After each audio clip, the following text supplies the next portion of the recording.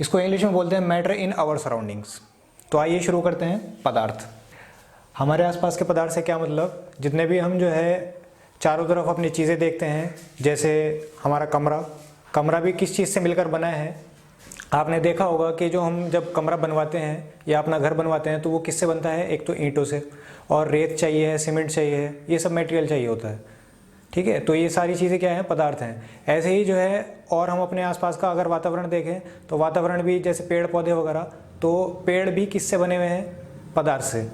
ऐसे ही और चीज़ें देखें, हम अपने घरों का सामान देखें, जैसे लकड़ी हो गया, बेड हो गया हमारा, या हम अपने फल देखें, सब्जियां देखें, तो ये सब चीज़ें भी जो है पदार्थ से मिलकर बनी है। तो आइए शुरू करते हैं, पदार्थ होता क्या है। देखिए, पदार्थ है, पदार्थ को इंग्लिश में बोलते हैं मैटर। वह वस्तु जिसमें कुछ द्रव्यमान, जैसे कि इसको क्या बोलते हैं, द्रव्यमान को मास बोलते हैं, और कुछ आयतन यानी वॉल्यूम पाया जाता है, पदार्थ कहलाता है। अब कुछ बच्चों को कन्फ्यूजन होगा कि द्रव्यमान होता क्या है, यानी ये जो वजन है, कोई वस्तु हमारी कितनी भारी है, यानी उसके अंदर कितना वजन है, 1 किलो 2 किलो, ये क्या है, द्रव्यमान है। ऐसे ही आयतन आपको बताया गया है कि लंबाई गुणा चौड़ाई गुणा ऊंचाई, ये क्या होता है, आयतन होता है।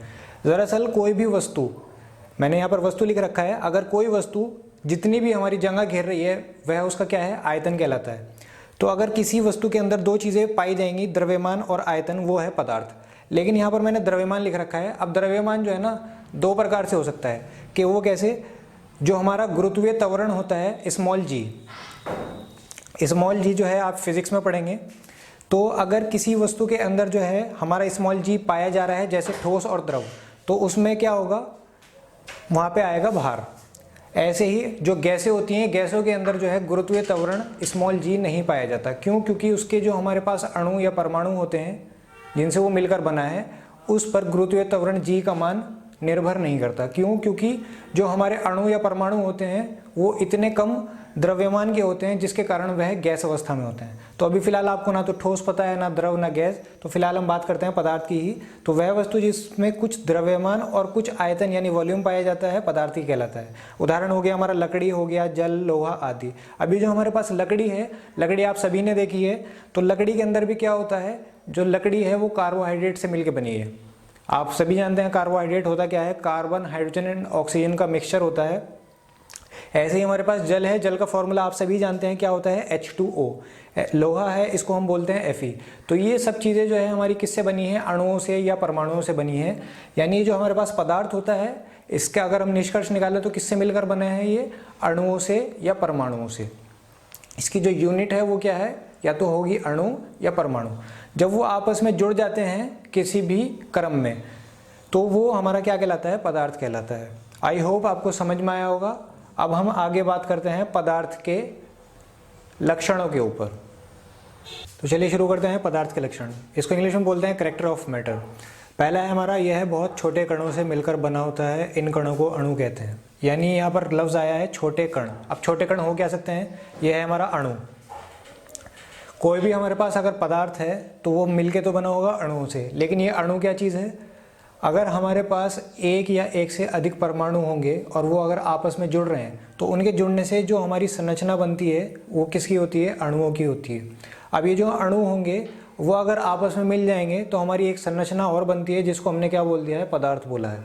अब यहाँ पर क्या होगा, ये अणु अगर आपस में मिलकर जो है किसी संरचना का निर्माण कर रहे हैं, ठीक है, तो उनकी छोटी सी इकाई को हमने क्या बोल दिया है, कण बोल दिया है।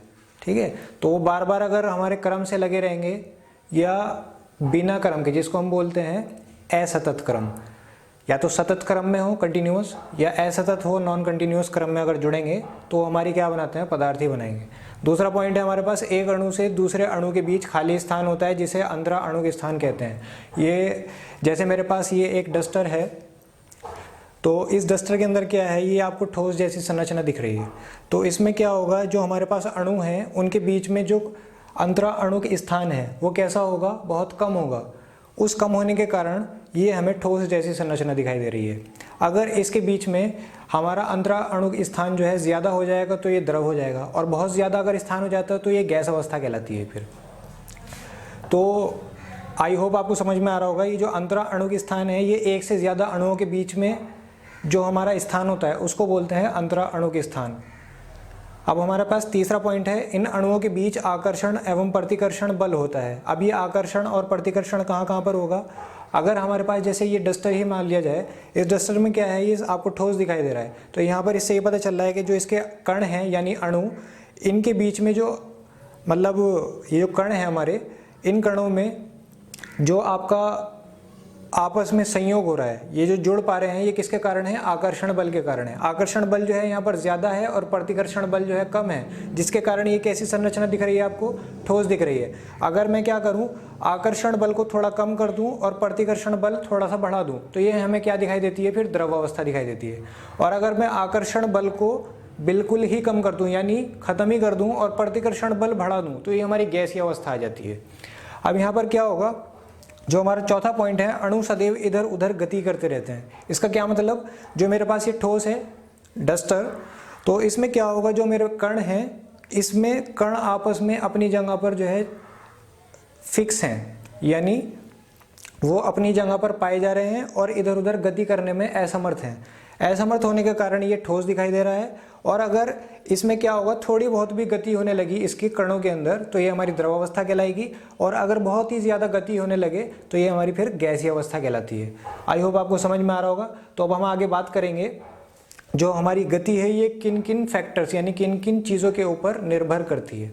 अगर मैं क्या करूं, वैसे गति अगर मुझे बढ़ानी है तो बढ़ाने के लिए कैसा करना पड़ेगा, मुझे ताप देना पड़ेगा। तो ये सारी चीज़ें जो है अभी हम आगे डिस्कस करेंगे। तो चलिए शुरू करते हैं। पदार्थ की गति के कारण क्या क्या फैक्टर्स हो सकते हैं जो पदार्थ की गति बढ़ा देते हैं। जैसे मेरे पास क्या है, कमरे के एक कोने में परफ्यूम का स्प्रे करने पर इसकी सुगंध पूरे कमरे में फैल जाती है। इसका क्या मतलब, जैसे हमारे पास क्या होते हैं परफ्यूम, उसे फॉग वगैरह है हमारे पास, जब हम उसका स्प्रे करते हैं तो क्या होता है, पूरे कमरे में उसकी जो स्मेल होती है वो फैल जाती है। इसका क्या कारण हो सकता है कि हमारे जो पदार्थ है वो गैसीय अवस्था में है।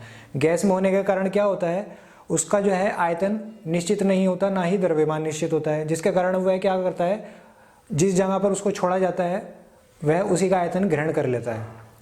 दूसरा है हमारे पास पॉइंट, रासायनिक अभिक्रियाओं में परमाणु ना तो खत्म होते हैं ना ही टूटते हैं। यानी अगर मैं कोई रासायनिक अभिक्रिया करा रहा हूँ तो उसमें क्या होगा, जो मेरे परमाणु होते हैं ना तो वो खत्म होंगे और ना ही वो टूटते हैं, क्योंकि परमाणु एक ऐसा कण है जो स्वतंत्र अवस्था में नहीं रह सकता, ना ही उसको तोड़ा जा सकता है और ना ही वो क्या होता है, ख़त्म होता है। अगर परमाणु ख़त्म हो जाएगा तो हमारे पास जो भी हमारे पास वस्तु है वो भी ख़त्म हो जाती है।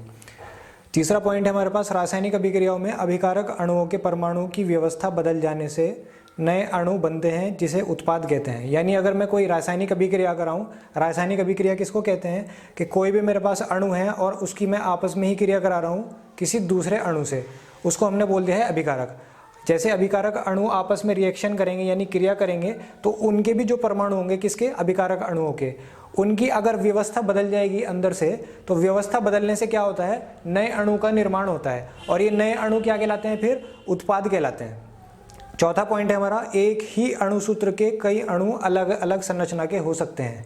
अब यहाँ पर क्या पता चल रहा है कि मेरे पास कोई अणुसूत्र है, जैसे मैं बात करता हूँ कार्बन की, तो कार्बन क्या होता है, उसका अगर हम एक अणुसूत्र के बारे में बात करें, कार्बन के दो अपर रूप मिलते हैं। अपर रूप किसको कहते हैं कि जिनका अणुसूत्र तो समान होता है लेकिन विभिन्न विभिन्न अवस्थाओं में वो पाए जाते हैं। जैसे हीरा है, हीरा किसका, कार्बन का अपर रूप है, और एक होता है ग्रेफाइट। जैसे आपने सभी ने क्या देखी होगी, कच्ची पेंसिल होती है तो उस कच्ची पेंसिल में ग्रेफाइट होता है, तो ग्रेफाइट और हीरे का जो सूत्र होता है वो दोनों क्या होते हैं, समान होते हैं, दोनों के अणुसूत्र क्या हैं, समान हैं। तो ऐसे इसमें क्या है, एक ही अणुसूत्र के कई अणु भी हो सकते हैं जिनकी क्या है, संरचना अलग अलग होती है, उसको हम क्या बोलते हैं, अपर रूप बोलते हैं। आई होप आपको समझ में आया होगा। नेक्स्ट वीडियो में हम बात करेंगे पदार्थ के अवस्थाओं के ऊपर, कि पदार्थ की कितनी अवस्थाएं होती हैं। Thanks for watching my video. ये जो मैंने लेक्चर्स दूंगा, अब आपका काम क्या है कि आपने तो देख लिया, जो बच्चे कोचिंग एफर्ट नहीं कर सकते, आपको ये वीडियो का जो लिंक है शेयर करना है उन बच्चों को जो कोचिंग एफर्ट नहीं कर सकते। तो आपको क्या करना है, इस वीडियो का लिंक जो है उन बच्चों तक शेयर करना है ताकि वो बच्चे इस चैनल को सब्सक्राइब करें, और आप लोगों को भी क्या करना है, सब्सक्राइब करना है, ताकि हमें पता चलता रहे कि इतने बच्चे हमें देख रहे हैं, और इससे हमें पता भी रहेगा कि आप लोगों की क्या इच्छा है, क्या आप टॉपिक्स पढ़ना चाह रहे हैं। आई होप आपको समझ में आया होगा। तो वीडियो को जो है कमेंट करें, शेयर करें और सब्सक्राइब करें। Thank you.